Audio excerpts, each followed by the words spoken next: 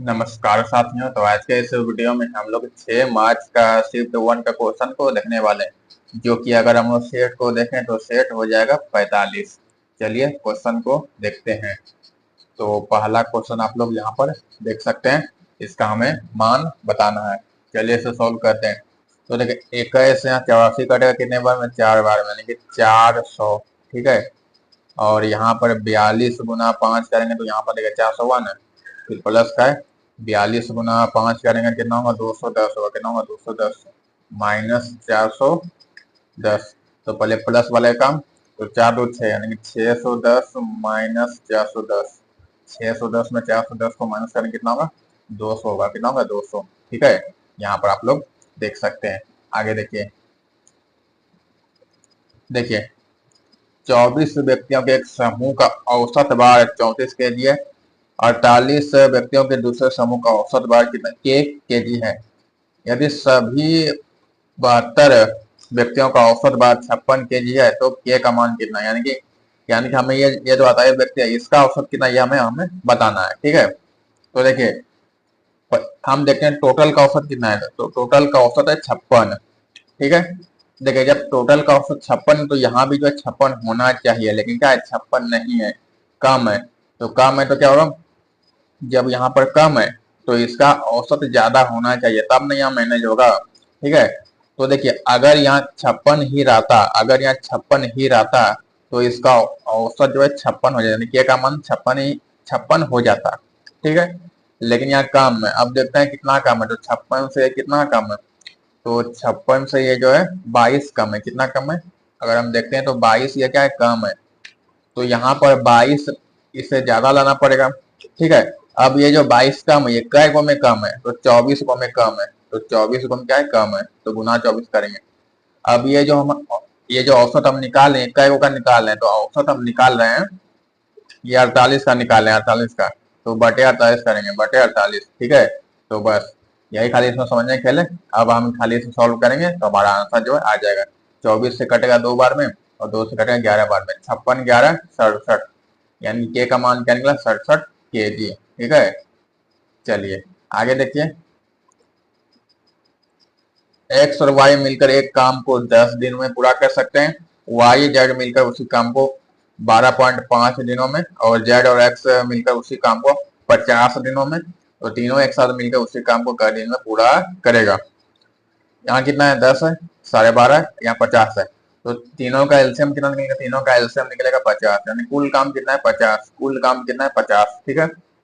अब निकालते हैं एक्स वाई का। तो एक्स प्लस वाई को देखिए, एक्स प्लस वाई, तो एक्स प्लस वाई जो 10 दिन में कर रहा है, इसका मतलब एक दिन में 5 काम, तब ना 50 पूरेगा। अब वाई जेड का देखिए, वाई प्लस जेड का, तो वाई जेड क्या कर रहा है, 12.5 दिन में, इसका मतलब एक दिन में 4 काम, एक दिन में 4 काम। अब जेड और एक्स का देखिए, तो जेड और एक्स क्या कितना कर रहा है, 50 दिन में, इसका मतलब एक दिन में एक काम, एक दिन में एक काम कर रहा है। तो मिलकर कितना दिन में करेगा, तो मिलकर, अब यहाँ देखिए, यहाँ पर क्या है, देखिए यहाँ दो दो को एक्स हो जाएगा, प्लस करेंगे तो 2 को वाई हो जाएगा और 2 को जेड हो जाएगा, यानी कि दो बाहर आ जाएगा। तो X plus Y plus Z ये निकलेगा। तो इनका योग कितना यहाँ पर आया, 5 4 9 9 1 10, 10 आया। अब 2 से कटेगा 5 बार में, यानी कि तीनों मिलकर 5 काम कर रहा है, तीनों मिलकर 5 काम कर रहा है एक दिन में। तो 50 काम का दिन में करेगा, तो 50/5, यानी कि 10 दिन में क्या करेगा, काम को पूरा करेगा। तीनों मिलकर 10 दिन में क्या करेगा, काम को पूरा करेगा। आगे देखिए, चलिए अब यहाँ पर देखिए, यहाँ पर बोला है 9,000 रुपये जो है 2 वर्षों के लिए 20% की दर पर ऋण दिए जाते हैं। तो इनमें से कौन सा कथन जो सही होगा। तो पहला कथन देखते हैं क्या बोल रहा है। इसमें बोल रहा है इसका जो प्राप्त होने में साधारण ब्याज 35 होगा। तो जो देखते हैं क्या 35 होगा। तो देखिए 2 साल का कितना 20% है, यानी कि 40%। तो 9,000 का 40% कितना होगा, 9,000 का देखिए, 9,000 का 10% 900 होगा, और 9 गुना 4 36, यानी कि 36 होगा, जो कि यहाँ कितना 35 है, यानी ये वाला गलत हो जाएगा। ठीक है।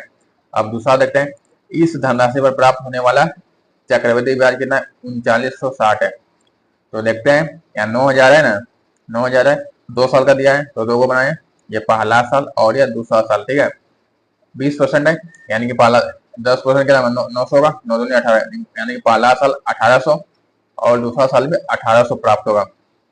लेकिन चक्रवृद्धि में क्या होता है कि जैसे हम अगले में जाते हैं तो हमें इसका भी ब्याज मिलेगा। तो इसका कितना 20%, तो इसका 10% 180 होगा और 180 दूनी 360, तो टोटल कितना हुआ 18 18 36 36 3 39, 3960, जो कि यहाँ पर कितना बोला था, हाँ 3960 बोला। इसका मतलब ये वाला सही है, यानी कि ये जो 2 नंबर, ये 2 नंबर वाला सही है। चलिए यानी केवल 2 क्या है, सही है। ठीक है, आगे देखिए। देखिए, दो रेलगाड़ियां एक ही समय पर स्टेशन सी और डी से चलना शुरू करती है। दोनों रेलगाड़ियां क्रमशः 32 किलोमीटर प्रति घंटा और 96 किलोमीटर प्रति घंटा की चाल से एक दूसरे को चल रही है। जब वो एक दूसरे से मिलती है तो दूसरी रेलगाड़ी पहली रेलगाड़ी से 160 किलोमीटर अधिक यात्रा कर चुकी होती है। तो सी और डी के बीच की दूरी कितनी है, तो इसका दूरी हमें बताना है। तो यहाँ पर आप देखिए, पहले पहले 160 किलोमीटर के बाद में देखेंगे। पहले आप इसे देखिए, देखिए पहला जो रेलगाड़ी ए और बी को देखिए, पहला रेलगाड़ी को ए मानते हैं, दूसरा को बी। तो ये अगर 32 का दूरी अगर तय करेगा, 32 किलोमीटर का, अगर ये 32 किलोमीटर का दूरी तय करेगा तो ये दूसरा कितना करेगा, 96 किलोमीटर। कितना 96, यानी कितना अधिक कर रहा है, तो ये 64 किलोमीटर अधिक कर रहा है। कितना अधिक, 64 किलोमीटर अधिक कर रहा है ये।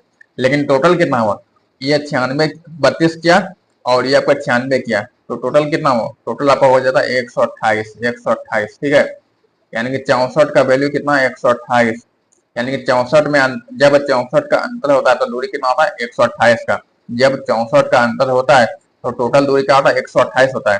यानी कि देखिए, अगर हम इसे कटाएं तो ये 64 एक बार में, ये 2 बार। ठीक है, यानी कि जब एक का दूरी होता है, जब एक का अंतर होता है तो टोटल टोटल दूरी 2 हो जाता है, यानी कि एक का 2 होता है। तो यहाँ कितना 160 है, जब 160 रहे तो कितना हो जाएगा, इसका डबल यानी 320 किलोमीटर। यानी कि अगर 160 किलोमीटर का अंतर रहेगा तो दूरी कितना होगा, 320 किलोमीटर। ठीक है, चलिए आगे देखते हैं। रमन की आय और व्यय का अनुपात जो है, मतलब दोनों का अनुपात यहाँ दिया है 9 और 7 है। यदि उसके आय में 20% की वृद्धि होती है और व्यय में जो है 70% की कमी हो रही है, तो उसके आय और व्यय का नया अनुपात क्रमशः क्या होगा, तो नया अनुपात बताना है। तो देखिए यहाँ पर क्या बोला, 9 और 7 दिया, तो हमेशा आसान करने के लिए 90 और 70 मानते हैं। 90 और 70 मानते हैं आसान करने के लिए। ठीक है, क्योंकि कोई फर्क नहीं पड़ेगा, हम दोनों बगल जीरो लगाएंगे, इससे कोई फर्क नहीं पड़ेगा। ठीक है, तो ये बोला कि आपका आय है यानी कि इनकम, यानी कि आय, और व्यय यानी एक्सपेंस यानी खर्च। ठीक है, ये अनुपात है। तो क्या बोल रहा है कि आय में 20 की वृद्धि, तो इसमें 20% क्या होगा, वृद्धि। तो अगर इसमें 20% का वृद्धि होगा तो 90 का 20%, 9 दूनी 18, 90 और 18 98, यानी 98 हो जाता है। अब इसमें क्या कहता है, 70% कमी, यानी कि -70%। तो 70 का 70% कितना होगा, 49 होगा।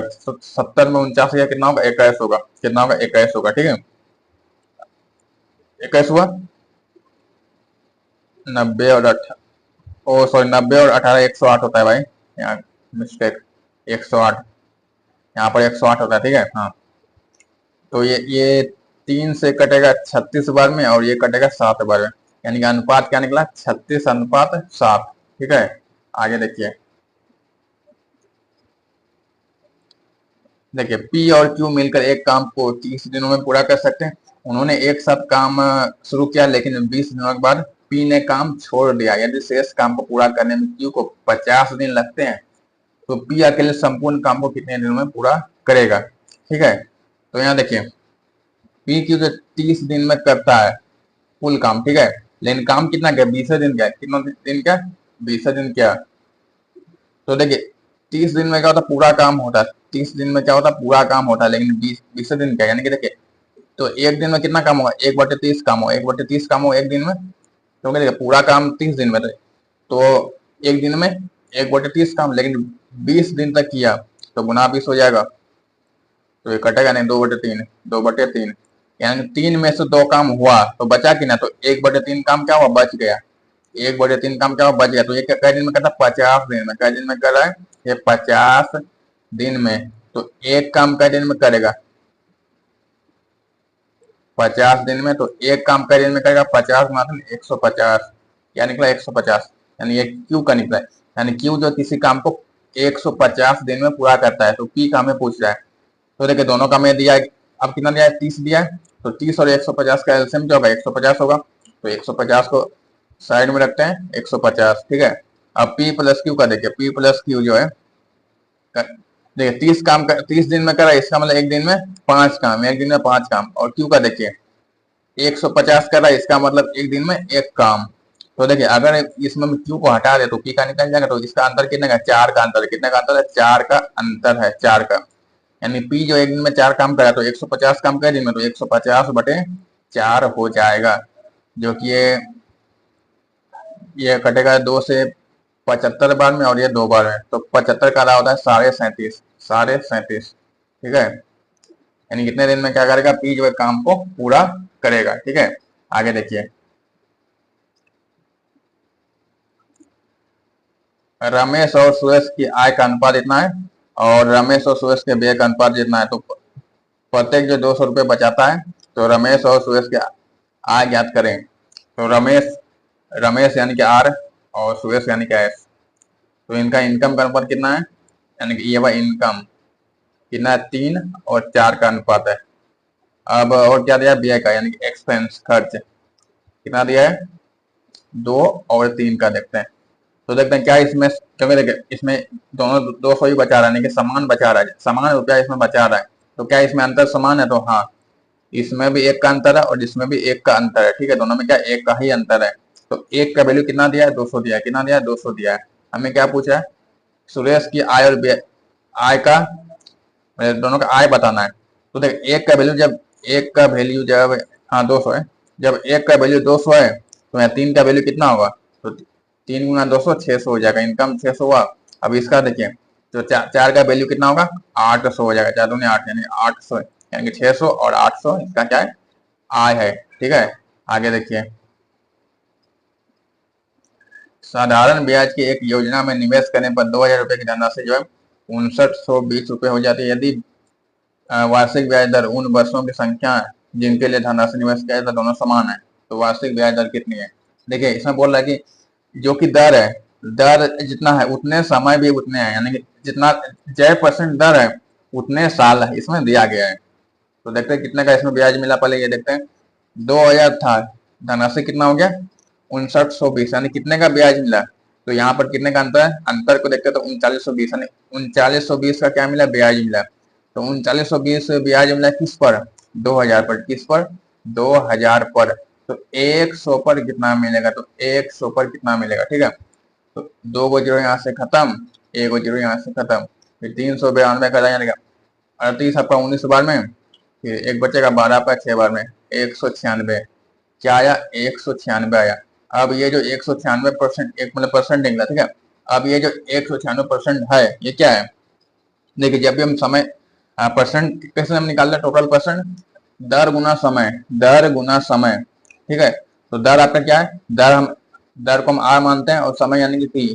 तो इसमें बोला दोनों समान है, तो जब समान है तो दोनों का हम आर मान लेते हैं, ठीक है। तो यहाँ पर दोनों का अगर आर मानेंगे तो क्या होगा, आर स्क्वायर होगा, तो आर स्क्वायर बराबर क्या होगा, 196, और स्क्वायर अगर उस पार जाएगा, यहाँ पर स्क्वायर उस पार जाएगा तो रूट होगा, तो 196 का रूट क्या होगा, 14 होगा, 14। यानी कि दर भी 14% है और समय भी क्या है, 14% है। तो दर हमें दर पूछ रहा है, तो दर क्या होगा, 14%। अगर समय पूछता तो समय आपका 14 साल हो जाता, 14 ईयर हो जाता समय। आगे देखिए, एक परिवार के 4 सदस्यों की औसत आयु 25 वर्ष है। यदि परिवार के 3 सदस्यों की औसत आयु जो है 20, 22 और 28 है, तो परिवार के चौथे सदस्य की आयु कितनी है। तो चौथा का हमें इसमें आयु बताना है। तो देखिए हम यहाँ पर सबको प्लस करके कर सकते हैं, चारे को है ना, तो कर सकते हैं प्लस करके, ठीक है।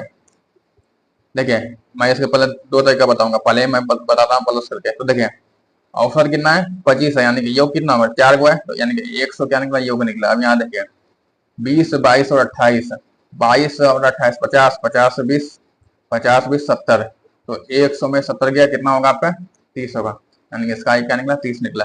लेकिन देखिए यहाँ 4 को अगर ज्यादा रहता तो कैसे करते हैं, तब यहाँ देखिए कैसे करते हैं। औसत कितना है, 25 है, कितना है, 25 है, ठीक है। देखिए अगर ये सब में भी 25 आता, अगर ये सब में भी 25 आता, तो चौथा का जो आयु है उसका 25 रहता है। कितना होता है? 25 होता है। लेकिन क्या यहाँ 25 नहीं है, कम है। तो कितना कम है? देखिए जितना कम है उतना यहाँ प्लस करना पड़ेगा, ठीक है। तो यहाँ कितना कम है? 5 कम है, तो -5 लिखेंगे। अब 22 कितना कम है? 3 कम है, तो -3 लिखेंगे। और 28 कितना कम है? मतलब ये ज्यादा है, कितना? 3 ज्यादा है, तो +3। तो ये +3 और -3 खत्म हो जाएगा, तो बचा क्या? -5। जब ये -5 बचा तो बस इसको हम, क्योंकि एगो में क्या कमी है? एगो में कमी है, कभी ये तो यहाँ मेकअप हो गया, यहाँ क्या कमी है, तो बस +5 करेंगे, ठीक है। तो 25 और 5 30 हो जाएगा। क्योंकि देखिए ये जो 5 कमी, एक एगो में कमी है, अगर एगो से ज्यादा में कमी रहता तो गुना करते, जैसे कि 5 एगो में कमी, अगर 2 गो में रहता तो 2 से गुना करते हैं, 3 गो में रहता तो 3 से गुना करते हैं, क्योंकि -5 एक एगो में कमी है, ठीक है, इसलिए +5 कर दिए। आगे देखिए, देखिए दो परीक्षार्थी जे और के का अंक अनुपात जो 15 और 17 है। यदि जे के अंक 300 है तो के का मान, तो जे का देखिए कितना 15 और 15 का वैल्यू कितना है? 300। कितना है? 300 कै गुना है? 20 गुना है। कै गुना है? 20 गुना है। तो ये भी तो 20 गुना होगा ना, तो 17 का 20 गुना कितना होगा? 340, ठीक है। आगे देखिए, यदि किसी संख्या के 65% में 55 घटा दिया तो परिणाम 400 आता है, संख्या का मान। देखिए 65% में क्या बोला? -55 करने पे कितना आता है?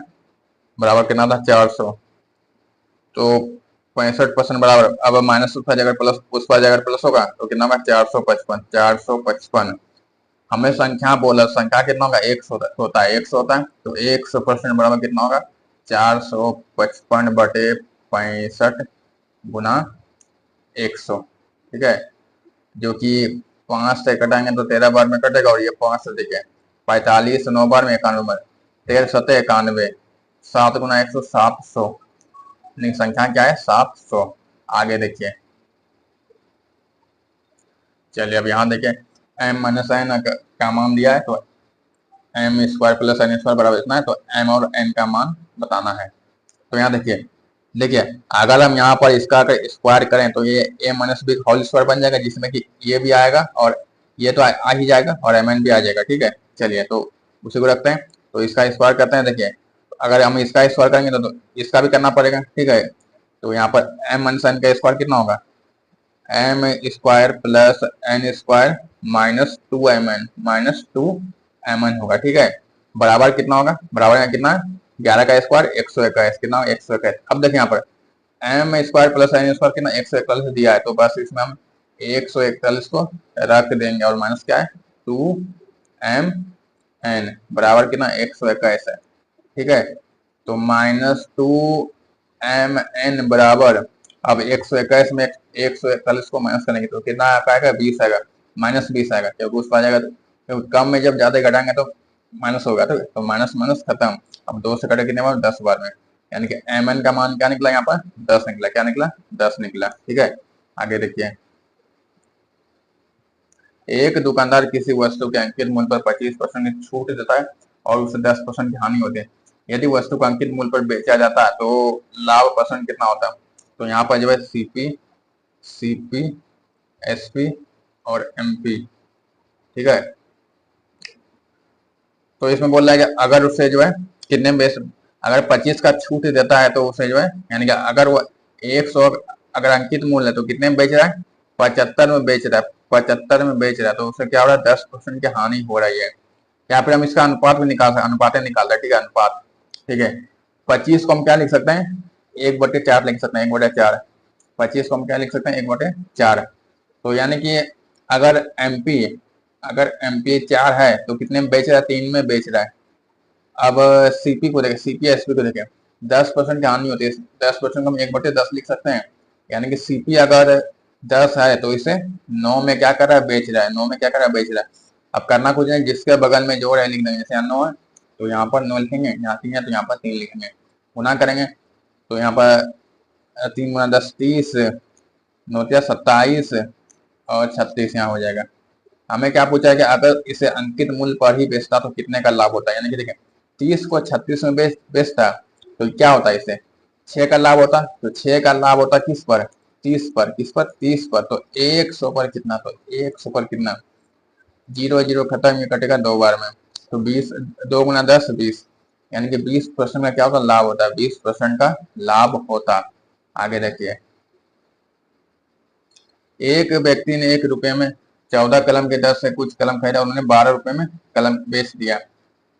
1 रुपये में 12 की दर से बेच, तो लाभ परसेंट कितना? तो देखिए, यानी कि देखिए 1 रुपये में 14 कलम खरीदा और 1 रुपये में 12 कलम बेचा, यानी कि देखिए 14 कलम का क्रय मूल्य और 12 कलम का विक्रय मूल्य क्या है, बराबर है। तो लिखेंगे 14 CP, यानी क्रय मूल्य 14 CP बराबर 12 SP, ये इसके क्या है, बराबर है।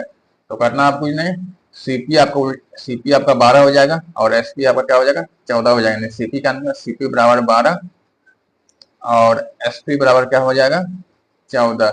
यानी कि 12 का चीज 14 में बेचा, यानी कि 2 का लाभ हुआ। अब 2 का लाभ हुआ किस पर, 12 पर, किस पर, 12 पर, तो 100 पर। तो 100 पर ये कटेगा 6 बार में और ये 106 कटेगा, यानी कि 16.6 से आएगा, 16.66%।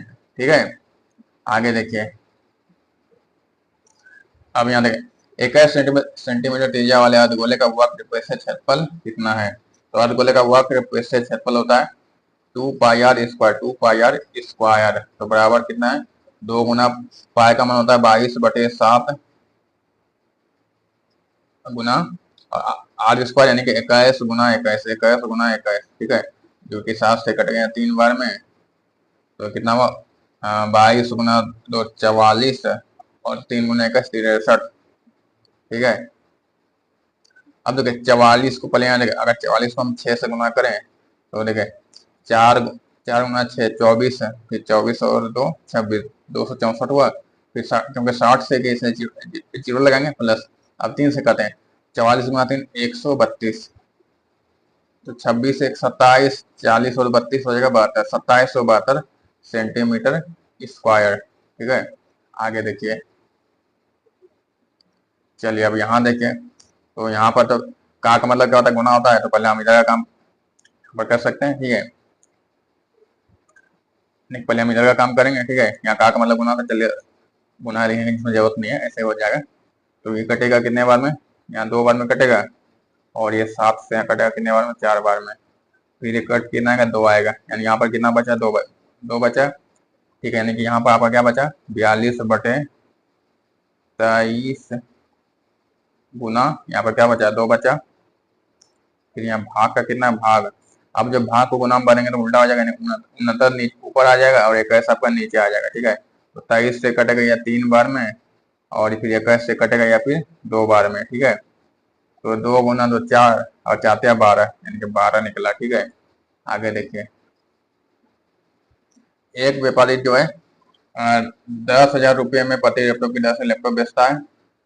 एक पर वह 40 का लाभ कमाता है और दूसरे पर 40% हानि होती है। तो पूरे लेन देन में लाभ या हानि कितना है? तो देखिए, जब भी लाभ और हानि बराबर रहे और विक्रय मूल्य क्या रहे, समान, विक्रय मूल्य समान और लाभ हानि क्या रहे, बराबर रहे, तो ऐसे में हमेशा हानि होता है। क्या होता है, हमेशा हानि।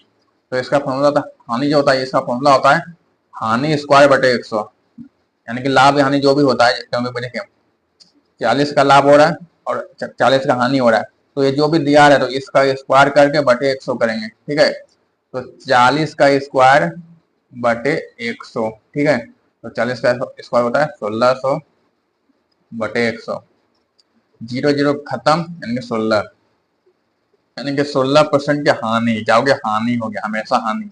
ठीक है, आगे देखिए, देखिए 3160 रुपये में बेची जा रही 3550 रुपये अंकित मूल्य वाली एक पुस्तक दिया जाने वाला छूट कितना है?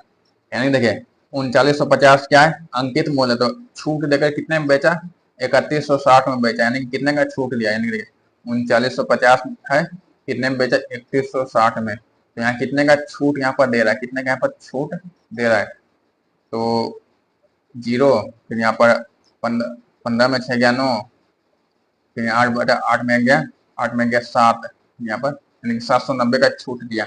तो 790 का छूट दिया किस पर, 3950 पर, 3950 पर, तो 100 पर, तो 100 पर कितने का छूट देगा? ठीक है, तो ये जीरो तो यहाँ से कट ही जाएगा, और ये 8×5 = 40, हाँ, यानी कि ये 5 बार में कट जाएगा, हाँ 5 बार में कट जाएगा। फिर 5 से कटे कितने बार में, 20 बार में, यानी कि 20% का क्या दिया, छूट दिया, 20% का क्या दिया, छूट दिया। चलिए अंतिम सवाल देख लेते हैं जल्दी से। वह सबसे छोटा पूर्ण वर्ग कौन सा जो चार चार और तीन से क्या विभाज्य है। तो बस इसमें कुछ करना कुछ नहीं, इसमें दिमाग लगाना ही नहीं है, सीधा हम ऑप्शन को ही देखेंगे। तो ऑप्शन में अगर देखते हैं सभी क्या पूर्ण वर्ग है, सभी क्या पूर्ण वर्ग है। अब देखते हैं चार चार तीन से कौन विभाज्य है। तो ये चार से है लेकिन तीन से नहीं है, ये चार तीन से नहीं है, 25 तो दोनों में से किसी से नहीं है, और 49 में नहीं है, और लेकिन 36 का है, ये चार से भी है और तीन से भी है, चार से भी है और तीन से भी है। ठीक है, तो चलिए मिलते हैं जल्द अगले वीडियो में, तब तक के लिए जय हिंद, वंदे मातरम।